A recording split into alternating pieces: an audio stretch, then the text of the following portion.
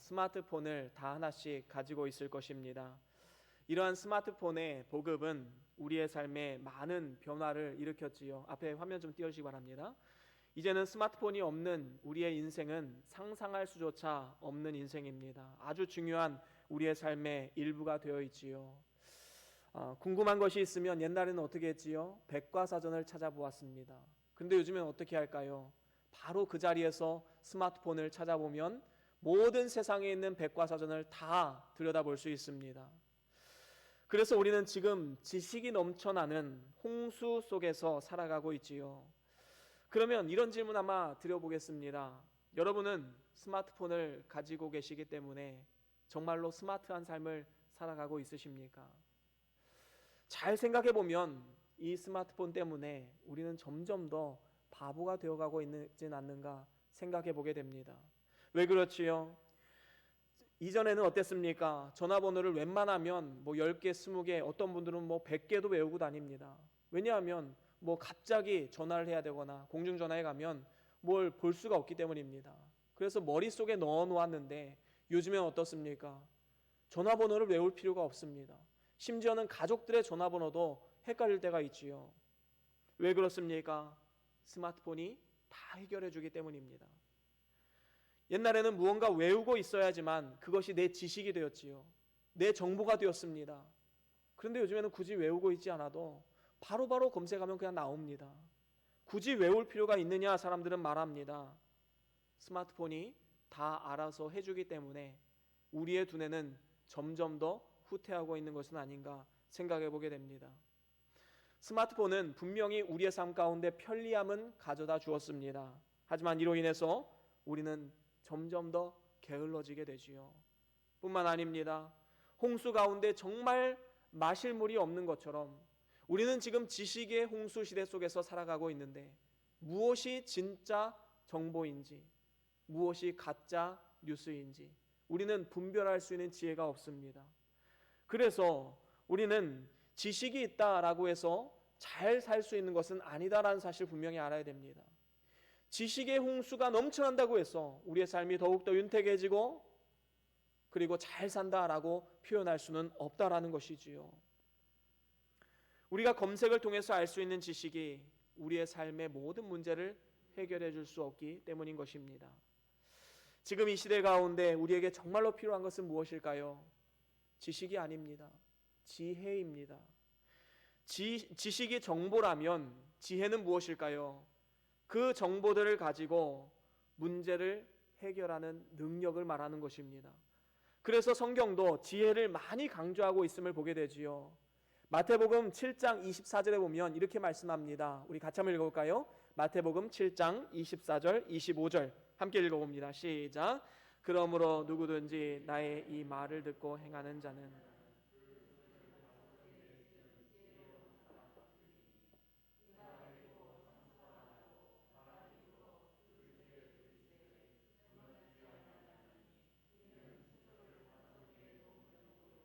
아멘. 그렇습니다. 여기 보면 지혜로운 사람이 어떤 사람이라고 말씀하고 있습니까? 나의 이 말을 듣고 행하는 자. 그 말씀 위에 반석 위에 집을 짓는 사람이다 라고 분명히 말씀하고 있습니다. 이러한 집은 비가 오고 장수가 나고 바람이 불어도 그 집이 무너지지 않고 영원할 것이다 라고 분명히 말씀하고 있지요. 이제 우리는 2020년 묵은 한 해를 지내왔습니다. 그리고 희망찬 2021년도 새해 첫 주일을 맞이했지요.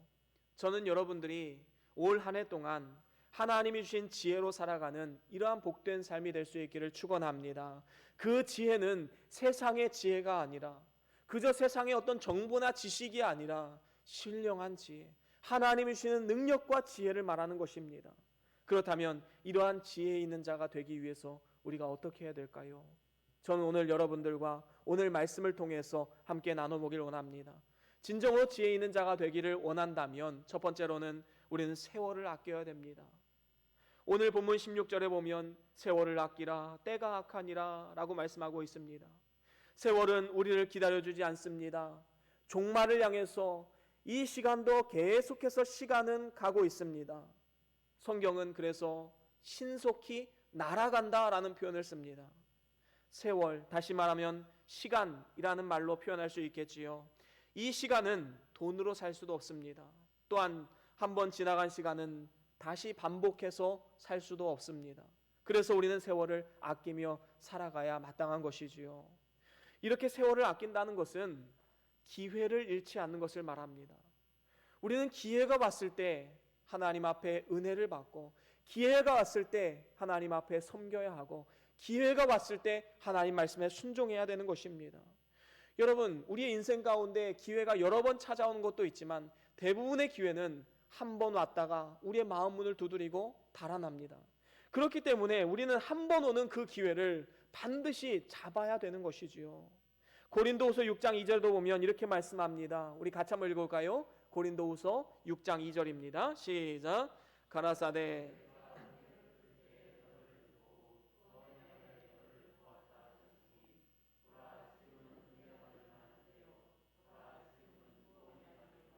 아멘. 그렇습니다. 지금 이때는 하나님께서 우리에게 구원을 베푸시는 때이고 은혜를 받을 만한 때이다라고 선포하고 있습니다. 여러분, 매 주일마다 하나님 말씀이 강단에서 선포되어지고 있지요. 그런데 그때그때 주시는 은혜가 다릅니다. 그 은혜는 그 시간에만 받을 수 있는 거예요. 이 시간이 지나가면, 다시 말하면 오늘 주시는 은혜가 지나가면 그 은혜는 평생 깨닫지 못할 은혜도 분명히 있는 것입니다. 그렇기 때문에 우리는 기회를 놓치지 말아야 하는 것이지요. 특별히 우리는 회개할 수 있는 기회를 놓쳐서는 안 됩니다. 지난 한 해 우리는 코로나19로 큰 교훈을 얻었지요. 너무나도 힘든 어려운 시간들을 보내왔습니다. 일상과 가정 경제가 무너지고 온전한 예배를 드릴 수 없게 되면서 참으로 인고의 시간을 보내고 있습니다. 하지만 또 한편으로 보면 우리의 삶 가운데 하나님의 분명한 뜻이 있다라고 믿고 이 현상들을 바라보게 되면 이 시간들은 하나님께서 우리에게 원하시는 것이 있습니다. 그것은 바로 회개하라라는 것입니다. 회개할 수 있는 기회, 경고의 메시지로 우리는 받아들여야 하는 것입니다. 우리 주님께서 두아디라 교회를 향해서 이렇게 말씀하셨지요. 요한계시록 2장 21절 말씀, 우리 같이 한번 읽어보겠습니다. 요한계시록 2장 21절 시작. 또 내가 그에게 회개할 기회를 주었으되. 그렇습니다. 두아디라 교회는 하나님께서 회개할 수 있는 기회를 주었습니다. 그것이 어떤 환난이 되었든, 그것이 어떠한 인고의 시간이 되었든, 무엇인지는 정확히 나오진 않지만 분명히 회개할 수 있는 기회를 주었습니다. 그런데 끝까지 그 음행을 회개하지 않았기 때문에 책망을 받은 것입니다. 그 결과가 어땠습니까? 너무 비참한 현실이 아닙니까? 오늘날 이 시대는 오늘 본문이 말씀하는 것처럼 때가 악한 시대입니다. 그리고 이 세상이 악해지면 필연적으로 하나님의 심판이 올 수밖에 없음을 분명히 알아야 됩니다. 여러분, 노아의 때를 한번 보십시오. 죄가 관영하고 사람들의 마음의 모든 계획이 악했기 때문에 하나님은 물로 심판하고자 하셨던 것입니다. 롯의 때도 마찬가지이지요. 소돔과 고모라 성이 악했기 때문에 하나님께서 불로 심판하셨습니다. 우리는 이 사실을 분명히 기억해야 됩니다. 역사를 통해 교훈으로 삼아야 되는 것이지요. 왜 그렇습니까? 예수님께서 하신 말씀이 있기 때문입니다. 예수님께서 뭐라고 말씀하셨습니까? 인자에 올 때도 바로 이와 같다라고 말씀하셨습니다. 인자가 다시 올 때, 예수 그리스도의 재림의 때가 바로 이 죄가 관영한 때가 될 것이다 라고 말씀하셨기 때문에 우리는 역사를 통해서 배워야 되는 것이지요. 노아의 때, 롯의 때 사람들은 평안하다, 즐겁다, 쾌락을 즐기면서 살아갔을 것입니다. 하지만 어느 날 느닷없이 하나님의 심판이 임하게 되었던 것이지요. 여러분, 오늘날 이 세상을 바라보십시오. 세상은 점점 더 악해져만 가고 있습니다. 우리가 눈으로 보기에는 세상은 점점 더 평화로워지는 것처럼 보여지지만 겉으로 보여지는 것이 그렇지 안으로 들어가 보면 모든 죄악과 또 국가 간의 전쟁 그리고 전투, 이러한 것들이 너무나도 관영해 있지요. 여러분, 지금 온 세계에는 이 핵무기 개발에 열중합니다.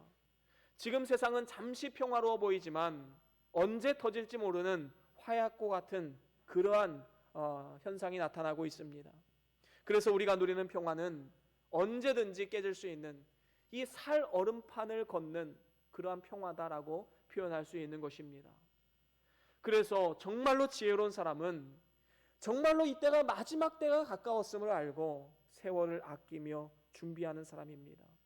그래서 하나님께서 기회를 주셨을 때 은혜 받을 만한 때 은혜를 받고 회개해야 될 때 회개하면서 말세의 심판을 준비해야 됩니다. 이러한 사람이 진정으로 지혜로운 사람이지요.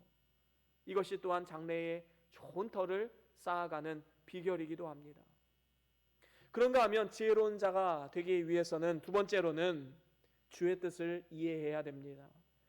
도대체 하나님의 뜻이 무엇일까? 우리는 하나님의 뜻을 이해하고 분별할 수 있는 지혜가 필요한 것이지요. 오늘 본문 17절에 보면 이렇게 말씀합니다. 그러므로 어리석은 자가 되지 말고 오직 주의 뜻이 무엇인가 이해하라. 그렇습니다. 주의 뜻을 이해하지 않고 자기 뜻대로 살아가는 사람은 가장 어리석은 삶입니다. 아무리 주의 이름으로 선지자 노릇하고 주의 이름으로 귀신을 내쫓고 주의 이름으로 많은 권능을 행했다 할지라도 하나님의 뜻을 이해하지 못하고 하나님 앞에 인정받지 못하는 것은 허공을 치는 것과 마찬가지입니다. 무의미한 일이지요. 하나님께서 인정하지 않는 일들입니다. 성경은 우리에게 분명히 말씀합니다. 요한일서 2장 17절 우리 같이 한번 읽어보겠습니다. 요한일서 2장 17절입니다. 시작. 이 세상도 그 정욕도 지나가되 오직 하나님의 뜻을 행하는 이는 영원히 거하느니라. 아멘. 그렇습니다. 아무리 이 세상에서 성공하고 돈을 많이 벌고 부귀와 영화를 누렸다 할지라도 하나님의 뜻을 따라 살아가지 않고 내가 주인된 삶을 살아간다면 그저 허공을 친 것과 같은 무의미한 인생이 될 수밖에 없다라는 것입니다. 오직 하나님의 뜻이 무엇인지 잘 이해하고 그 뜻을 따라 행하는 것, 그것이 영원히 남는 것이고 신령한 복을 누리는 비결인 것입니다. 그렇다면 우리가 어떻게 하면 하나님의 뜻을 구별할 수 있을까요? 무엇이 하나님의 뜻인지 어떻게 하면 알 수 있을까요? 하나님께서는 이미 이 성경을 통해서 그의 뜻을 다 밝히 보여주셨습니다. 그래서 우리는 성경에 가라 하면 가고 가지 말라 하면 가지 않는 것이 지혜로운 것이지요. 디모데후서 3장 15절에도 이렇게 말씀합니다. 우리 같이 한번 읽어볼까요? 디모데후서 3장 15절입니다. 시작. 또 내가 어려서부터 성경을 알았나니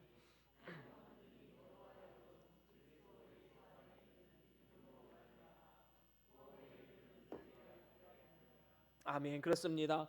우리가 기본구원과 건설구원에 필요한 모든 지식들, 지혜들 이미 하나님 말씀을 통해서 우리에게 다 계시해서 보여주셨습니다. 그래서 성경 말씀을 제외하고 자꾸 어떤 환상을 보기를 원하고 음성을 듣고자 하는 것, 이건 잘못된 신앙입니다. 우리가 추구하는 진실된 신앙은 무엇입니까?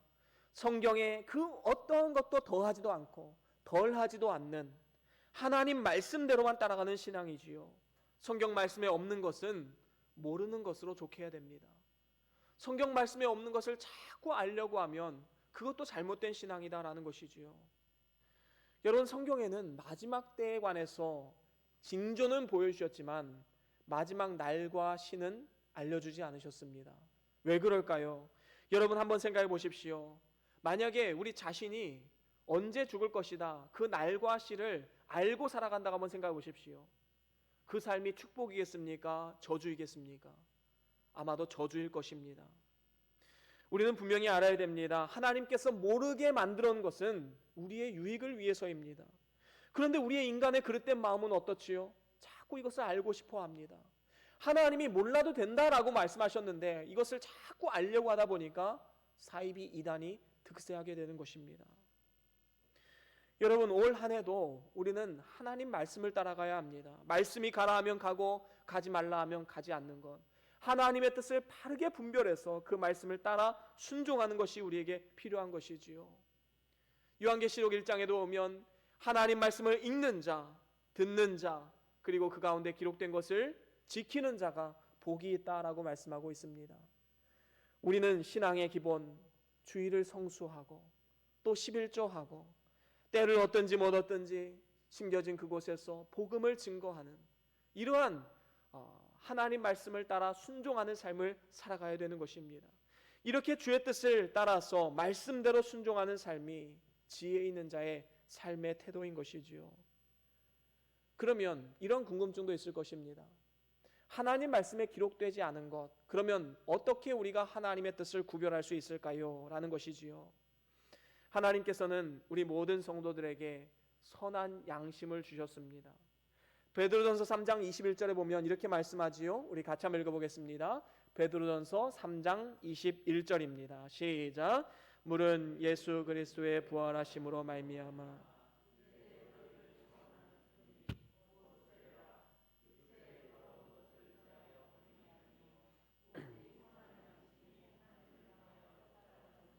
아멘. 그렇습니다. 여기에 보면 뭐라고 말씀합니까?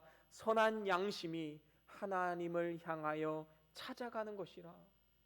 우리 마음 가운데 이 선한 양심은 하나님을 찾고자 하는 마음이 있습니다. 그래서 선한 양심이 가라 하면 가고 가지 말라 하면 가지 않는 것, 이것은 우리가 하나님 앞에 깊이 기도할 때 하나님과의 깊은 교제 가운데 하나님께서 우리의 신앙 양심을 터치하셔서 우리가 가야 할 길을 가르쳐 주시는 것입니다. 여러분, 아브라함과 롯을 한번 보십시오. 하나님의 축복으로 말미암아 번성하여서 이제 아브라함과 롯은 함께 살 수 없는 이러한 상태에 이르렀습니다. 그런데 아브라함은 연장자로서 더 좋은 땅을 취할 수 있었겠지요. 하지만 아브라함은 선한 양심을 씁니다. 그래서 조카 롯에게 땅을 선택할 수 있는 우선권을 줍니다. 그런데 반면에 롯은 어떻습니까? 이 선한 양심이 마비가 되었습니다. 눈에 보기에 좋은 땅을 선택을 했지요. 소돔과 고모라 땅을 바라보면서 그 땅에 가야 부자가 될 것 같고, 그 도시로 가야 문화생활을 할 수 있을 것 같고, 그 땅을 가야 두 딸을 잘 교육시킬 수 있을 것 같고, 그 땅에 가야 두 딸을 맞이할 사위들을 좋은 사위로 얻을 수 있을 것이라 생각했을 것입니다. 하지만 결국에 어떻게 되었습니까? 재물은 얻었지만 외부의 침입을 받아서 모두 다 탈취당하였습니다. 뿐만 아닙니다. 마지막에는 그 모든 재산과 사위들은 유황불못에 다 타게 되었습니다. 롯의 아내는 소금 기둥이 되었습니다. 결국에는 롯과 그의 두 딸만이 부끄러운 구원을 받게 된 것이지요. 반면에 아브라함은 어떻습니까? 선한 양심을 써서 깊은 산골로 가게 되었지만 그곳에서 하나님의 크신 복을 받게 됩니다. 그래서 우리는 이 선한 양심을 써서 주의 뜻을 바르게 분별한 삶이 되기를 우리는 간구하며 날마다 나아가야 되는 것입니다. 저와 여러분들이 2021년 이 한 해와 그리고 앞으로의 우리의 모든 삶 가운데 하나님의 말씀인 이 성경과 신앙 양심을 통해서 하나님의 뜻을 바르게 분별해서 하나님 보시기에 그리고 주변 사람들 보기에 지혜로운 삶, 하나님이 인정하시는 지혜로운 삶을 살아갈 수 있는 복된 삶이 다 될 수 있기를 주의 이름으로 간절히 축원합니다. 그런가 하면 세 번째로는 술 취하지 말라라는 것입니다. 오늘 본문 18절 상반절에 보면 술 취하지 말라, 이는 방탕한 것이니 라고 말씀하고 있습니다. 여러분, 술 취한다라는 것은 어떤 의미일까요? 단순히 술을 마시지 말라라는 의미일까요? 물론 술은 마셔서는 안 됩니다. 하지만 더 중요한 의미가 있습니다. 술 취하지 말라는 것은 세상에 취해 있지 말라라는 것입니다. 여러분, 오늘날 이 세상은 공중권세 잡은 사단이 다스리고 있지요. 그래서 이 세상이 주는 어떠한 가치관, TV나 영상매체, 게임, 이 모든 것들은 사단이 다스리는 것으로서 우리 믿는 사람들을 유혹하고 넘어지는 데 사용되어지고 있습니다. 요한계시록 17장 2절에도 보면 이렇게 말씀합니다. 우리 같이 한번 읽어볼까요? 함께 읽어봅니다. 시작. 땅의 임금들도 그로 더불어 음행하였고 땅에 거하는 자들도 그렇습니다. 말세가 되면 땅에 거하는 자들이 음행의 포도주에 취할 것이다 라고 말씀하고 있습니다. 여기서 음행의 포도주는 인본주의, 세속주의 문화를 가리키고 있지요. 이 세상의 불신앙적인 문화에 취해서 믿음을 배반하고 하나님을 떠나는 사람들이 많아질 것을 말씀하고 있는 것입니다. 여러분, 오늘날 이 TV나 영상 매체, 유튜브 이런 영상들을 보면 얼마나 자극적인 것이 많습니까? 요즘 유튜버들은 이 제목부터 아니면 첫 영상 그것부터가 자극적으로 만들어야지 사람들이 그것을 클릭하지요. 그래서 어떻게 하면 더 자극적이 될 수 있을까? 이것만 연구하는 사람들입니다.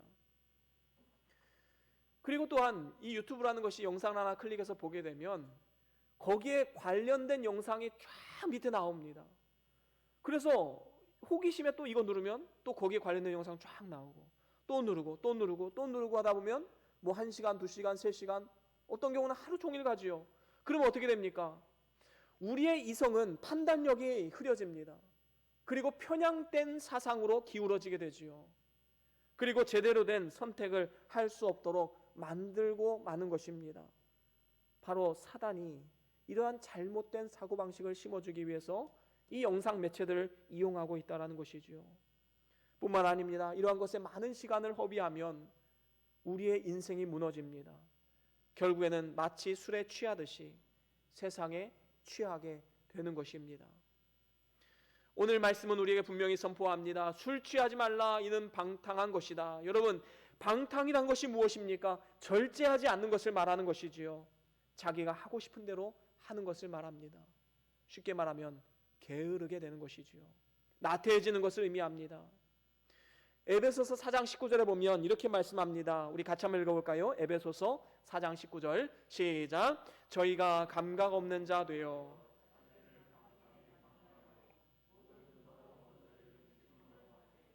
그렇습니다. 여러분, 처음에 죄를 지으면 어떻습니까? 이게 하나님의 뜻이 아닌데, 그래서 마음에 두려움이 생깁니다. 이래서는 안 되는데 라고 말이지요. 그런데 그 죄를 한 번 반복하고 두 번 반복하고 계속해서 하다 보면 이제 감각이 무뎌집니다. 여기서 보면 감각이 없는 자 되어서 자신을 방탕에 방임한다. 여러분, 방탕에 자신을 방임하는 삶, 이것이 바로 인간의 본성이고 연약성입니다. 그래서 우리가 정말로 하나님 보시기에 지혜로운 삶을 살아가길 원한다면 우리 자신을 절제해야 됩니다. 시간과 재물을 절제하고 말뿐만 아니라 육체의 욕구도 절제해야 되는 것이지요. 뿐만 아니라 우리는 절제하는 데에서 만족하는 것이 아니라 적극적으로 훈련을 해야 됩니다. 억누르는 것이 아니라 훈련을 해서 새로운 하나님이 원하시는 삶으로 바꾸어 나가야 된다라는 것이지요. 그래서 디모데전서 4장 8절에도 이렇게 말씀합니다. 우리 같이 한번 읽어보겠습니다. 디모데전서 4장 8절 시작. 육체의 연습은 약간의 유익이 있으나 경건은 범사에 유익하니 금생과 내세에 약속이 있느니라. 아멘. 그렇습니다. 사단이 우리에게 주는 것은 게으름이기 때문에 육체를 연습하듯이 경건을 위해서 훈련하는 사람이 지혜로운 사람인 것입니다. 오늘날 코로나19라는 악재와 함께 미디어의 발달로 인하여서 온라인 영상 예배라는 신조어와 함께 새로운 예배 시스템이 구축이 되었습니다. 이제는 장소에 구애받지 않고 언제 어디서든 예배할 수 있는 시대가 되었습니다. TV를 틀면 그리고 유튜브에 들어가면 수도 없이 많은 설교와 예배 영상들이 올라오고 있지요. 이제는 굳이 힘들게 주일에 예배 장소에 나와서 불편한 의자에 앉아서 1시간, 2시간 예배 드릴 필요가 없어졌습니다. 하지만 이러한 문화의 혜택을 입음으로 인해서 우리는 점점 더 게을러지고 있음을 분명히 알아야 됩니다. 이러한 몸이 불편한 예배를 계속 드리는 것보다 집에서 예배를 드리면 얼마나 편한가. 그래서 우리의 신앙은 계속해서 게을러지게 되는 것이지요. 여러분, 서 있으면 앉고 싶고 앉으면 눕고 싶고 누우면 자고 싶은 것이 우리의 인생의 연약성입니다. 그렇기 때문에 지금은 어쩔 수 없이 이 영상 예배로 할 수밖에 없습니다. 코로나19로 인하여서 많은 사람들에게 피해를 주기 때문에 교회가 영상으로 예배하는 것이 어쩔 수 없는 현상이고 또 피치 못할 우리의 선택입니다. 하지만 중요한 것은 무엇입니까? 이제 어느 정도 코로나가 안정이 되면 반드시 예배를 목숨 걸고 사활을 지키면서 사활을 걸고 나와야 되는 것입니다. 비유를 하자면 우리의 인생은 오르막길을 오르는 차와도 같습니다. 여러분, 오르막길에 차가 놓여 있다고 생각해 봅시다. 그러면 이 차는 엑셀을 밟지 않으면 뒤로 후퇴할 수밖에 없습니다. 여러분, 이건 어떤 의미를 우리에게 시사해 주고 있을까요? 우리가 끊임없이 우리의 삶을 괴롭히고 우리가 경건의 훈련을 계속하지 않으면 우리는 자연스럽게 후퇴하고 도태될 수밖에 없습니다. 우리의 신앙은 계속해서 편리함을 추구하게 되고 결국에는 하나님을 떠나서 세상의 편리함으로 나아갈 수밖에 없지요. 이것이 바로 우리 인생의 연약함입니다. 여러분, 우리는 몸을 불편하게 만들어야 됩니다. 여러분, 산을 오르는 이유가 무엇이지요? 올라갔다 내려올 건데 왜 시간 허비하고 왜 정력을 허비하고 왜 우리의 에너지를 낭비합니까? 산을 오르는 것은 힘들지만 이것을 통해서 우리의 육체가 더욱더 건강해지기 때문인 것입니다. 여러분, 우리가 왜 시간을 하나님께 드리고 물질을 바치고 왜 불편한 몸을 이끌고 이 자리에 나옵니까? 그것이 바로 우리의 신앙이 성장하는 길이고 우리의 신앙이 더욱더 건강해지는 비결이 되기 때문이 아닙니까? 우리는 분명히 알아야 됩니다. 편리함은 물론 잠깐은 좋지만 결국에는 우리의 삶에 독약이 될 수밖에 없습니다. 우리의 정신과 육체의 건강에 독약이 되는 것이지요. 그래서 우리는 게으르거나 나태하지 않도록 끊임없이 몸을 쳐가며 노력해야 되는 것입니다. 그런 의미에서 볼 때 사도 바울은 자신의 몸을 쳐가며 하나님 말씀에 복종하는 훈련을 했습니다. 스스로 험한 길을 선택했습니다. 때로는 고난도 기쁨으로 감내했습니다. 사랑하는 우리 변동교회 성도 여러분, 세상에 취하지 않고 편리함에 익숙해지지 않는, 그래서 늘 말씀 앞에 복종하고 경건의 훈련을 계속함을 통하여서 우리의 삶이 날로 날로 성장하고 하나님 보시기에 기뻐하는 그러한 축복의 인생들 다 될 수 있기를 주의 이름으로 간절히 축원합니다. 그런가 하면 마지막으로 네 번째는 성령의 충만함을 받으라라는 것입니다. 오늘 본문 말씀 18절 하반절에 보면 오직 성령의 충만을 받으라라고 말씀하고 있습니다. 여러분, 우리에게는 이미 성령 하나님이 내주에 계십니다. 우리가 예수님을 구주로 영접하는 것은 내가 아니라 성령 하나님이 하셨기 때문에 가능한 것입니다. 성령이 없이는 절대로 예수를 구주라 고백할 수가 없는 것이지요. 그래서 여러분들이 이미 구원의 확신이 있다면 여러분들 마음 가운데 이미 성령 하나님이 내주에 계신다라고 분명히 알아야 됩니다. 다만 우리가 해야 할 일이 있는데 그것은 바로 성령의 충만함을 받는 일입니다. 성령의 충만함은 무엇입니까? 우리 안에 지금 살아계신 그 성령 하나님이 마음껏 역사할 수 있도록 우리의 마음의 주권, 인생의 주인을 자리를 내주는 것입니다. 성령의 인도함을 받는 것입니다. 온전한 지배를 받는 것입니다. 오늘 말씀에도 술 취하지 말라라고 말씀하면서 성령 충만에 대해서 말씀하고 있지요. 그만큼 술 취함과 성령 충만은 상관관계가 있는 것입니다. 여러분, 술은 어떤 특성을 가지고 있지요? 처음에 사람은 술을 마십니다. 그런 술을 땡기게 되어 있고 또 그 다음에 술이 사람을 마셔버립니다. 이 지경까지 오면 어떻게 됩니까? 내가 원하든 원치 않든 사람은 술의 노예가 됩니다. 담대하게 죄를 지을 수 있게 됩니다. 죄를 짓고도 기억하지 못하게 만듭니다. 술이 있는 곳을 찾아 헤매고 너무나도 쉽게 죄를 지을 수 있는 담대함이 생기게 되지요. 그래서 세상 사람들은 무슨 일이 벌어진 이후에 아이고 그놈의 술이 원수지, 이런 이야기를 많이 합니다. 술의 지배를 받으면 죄악된 길도 담대하게 지을 수 있게 되는 것이지요. 여러분, 성령 충만도 마찬가지입니다. 정말로 성령에 충만한 사람은 어떠한 현상이 나타나는가? 성령이 하라는 것 하고 성령이 가라는 곳 가고 성령의 온전한 지배를 받는 상태를 말합니다. 그래서 요한복음 16장 13절에 보면 이렇게 말씀하지요. 우리 같이 한번 읽어볼까요? 요한복음 16장 13절 시작. 그러하나 진리의 성령이 오시면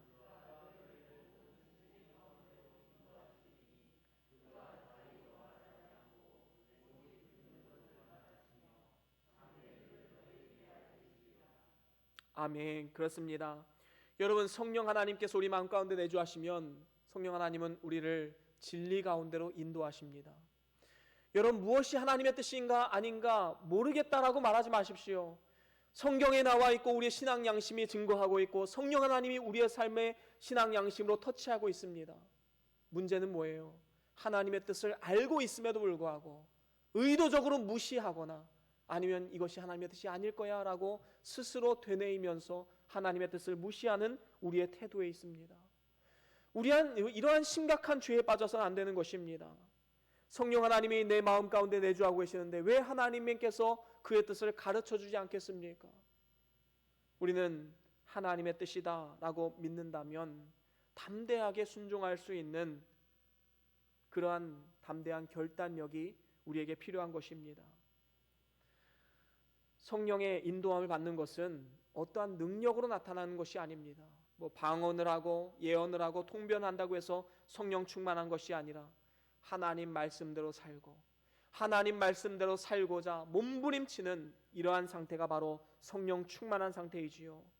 그래서 하나님 보시기에 정말로 지혜로운 사람은 날마다 이 성령 충만한 삶을 구하는 삶입니다. 성령의 지배 아래로 들어가서 그분께 나의 주권을 내어드리고 그분이 원하시는 일들을 하고 그분의 말씀에 순종하는 삶을 살아가는 삶, 정말로 지혜로운 삶이다 라고 말할 수 있는 것이지요. 그렇습니다.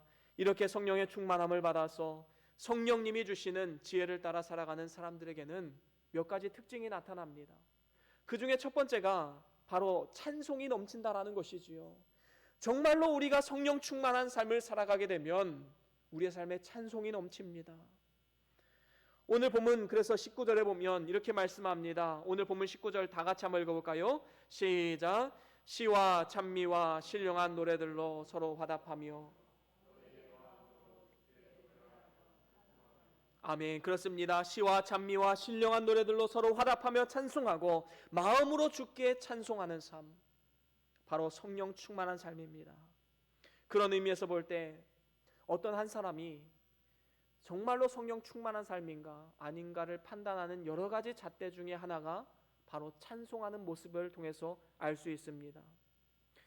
어떤 분들은 찬송할 때에 그냥 입만 뻥긋뻥긋 하시는 분들이 있어요. 정말로 절망적이고 힘들면 그럴 수밖에 없지요.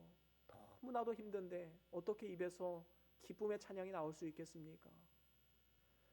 그래서 너무 힘들 때는 그냥 입만 뻥긋 할 수밖에 없는 것입니다. 찬양이 나오지 않습니다. 그런데 여러분, 바울과 실라를 보십시오.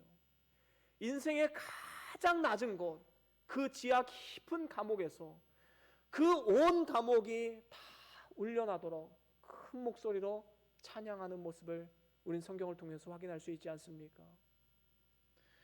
여러분, 정말로 성령 충만한 사람은 힘들 때, 고난이 찾아올 때, 내 뜻대로 일이 되지 않을 때 하나님을 힘껏 높이며 찬송하는 삶입니다. 정말로 죽을 것처럼 힘들 때 더욱더 힘있게 찬양하십시오. 주님을 높여드리십시오. 하나님께서 절망 가운데 강한 오른팔로 우리를 붙잡아 주실 것이고 또 이겨낼 수 있는 힘과 능력을 부어주실 뿐만 아니라 세상이 줄 수 없는 참된 평강을 누릴 수 있도록 우리의 삶을 인도해 주실 것입니다. 성령 충만을 구했다면 이제 하나님을 찬송하는 삶으로 나아가야 되는 것입니다. 그런가 하면 두 번째는 모든 일에 감사하게 된다라는 것이지요. 여러분, 성령 충만한 사람인가 충만하지 않은 사람인가, 그의 입에서 감사가 나오는가 아닌가, 이것을 통해서 우리가 알 수 있습니다. 오늘 본문 20절 한번 같이 읽어볼까요? 함께 읽어봅니다. 시작. 범사에 우리 주 예수 그리스도의 이름으로 항상 아버지께 하나님께 감사하며. 그렇습니다. 항상 아버지 하나님께 감사하는데 그 동기가 무엇입니까? 그 원동력이 무엇입니까? 우리 주 예수 그리스도의 이름으로, 오직 주님의 이름으로 우리는 감사할 수 있는 사람입니다. 바로 이것이 지혜로운 사람, 능력의 사람인 것이지요. 이것은 내가 하는 것이 아닙니다. 내 안에 살아계신 성령 하나님께서 일하셨기 때문에 가능한 것입니다. 그렇습니다. 범사에 감사한다는 것은 어떤 의미입니까? 가난하고 궁핍하고 손해를 당해도 하나님이 그 일을 통해서 우리에게 유익을 주실 것이라는 믿음이 있을 때 가능한 것입니다. 반면에 하나님께서 많은 것을 주셨음에도 불구하고 감사하지 못하고 불평과 원망 속에서 살아가는 것은 성령 충만한 삶이 아닙니다. 마귀의 노예로 살아가는 삶입니다. 우리가 성령으로 거듭났는데 삶은 마귀의 종으로 살아가면 얼마나 안타까운 삶이겠습니까? 이렇게 불평과 불만으로 살아가면 자신의 구원도 이루지 못할 뿐만 아니라 다른 사람의 구원도 방해하고 자녀들에게도 안 좋은 영향을 끼쳐지고 하나님의 구원 운동에도 손해를 주는 행위인 것을 우리는 분명히 기억해야 됩니다. 범사에 감사하십시오. 작은 것 하나에 감사할 때 하나님께서는 더욱더 그 놀라운 은혜를 베풀어 주시는 것입니다. 마지막으로 성령 충만한 삶, 세 번째는 하나님 말씀에 경외함으로 복종하는 삶에 있습니다. 오늘 본문 말씀 21절에 보면 이렇게 말씀하고 있지요. 21절 말씀 우리 같이 한번 읽어보겠습니다. 시작. 그리스도를 경외함으로 피차 복종하라. 아멘. 그렇습니다. 그리스도를 경외함으로 피차 복종하라.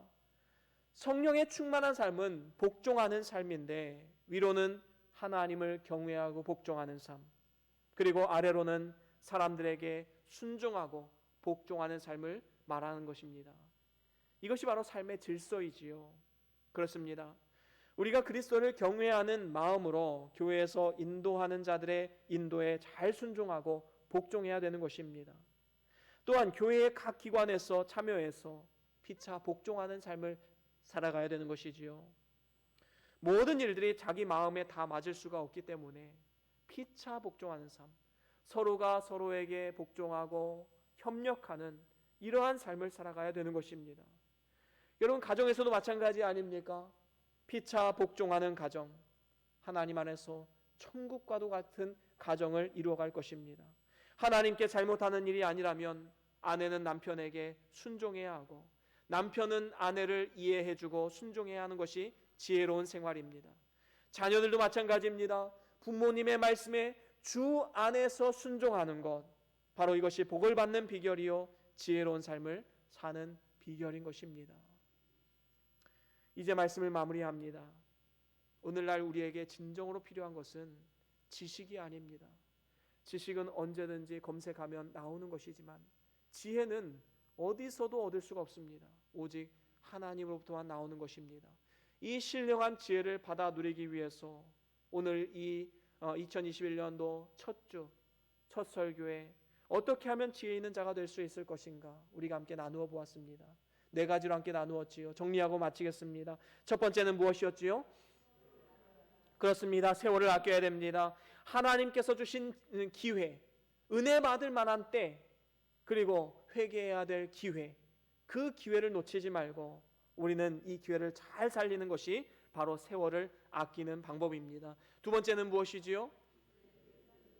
그렇습니다. 성경 말씀과 선한 양심을 통해서 주시는 하나님의 음성에 우리는 귀를 기울여야 됩니다. 하나님 말씀은 반드시 우리에게 들려지고 있습니다. 우리가 무시하거나 우리가 의도적으로 그것을 덮어버리지 않는 이상은 하나님께서는 반드시 우리의 삶 가운데 말씀하고 계십니다. 그 음성에 귀를 기울이고 그 말씀대로 순종하는 삶, 오늘 우리가 지혜로운 삶을 위해서 반드시 행해야 될 일인 것입니다. 세 번째는 무엇입니까? 그렇습니다. 이 세상의 타락한 문화에 심취하지 말고 자신을 절제하십시오. 너무 영상이나 어떠한 것에 몰두하지 마시고 하나님 말씀을 바라보면서 그 말씀을 의지하고 나아가십시오. 또한 경건의 훈련을 계속해 나아가야 됩니다. 절제하는 것에서 멈추는 것이 아니라 경건의 훈련으로 우리의 삶을 계속해서 불편하게 만들고 경건의 훈련, 계속해서 하나님 말씀대로 훈련을 받는 것을 게을리해서는 안 되는 것입니다.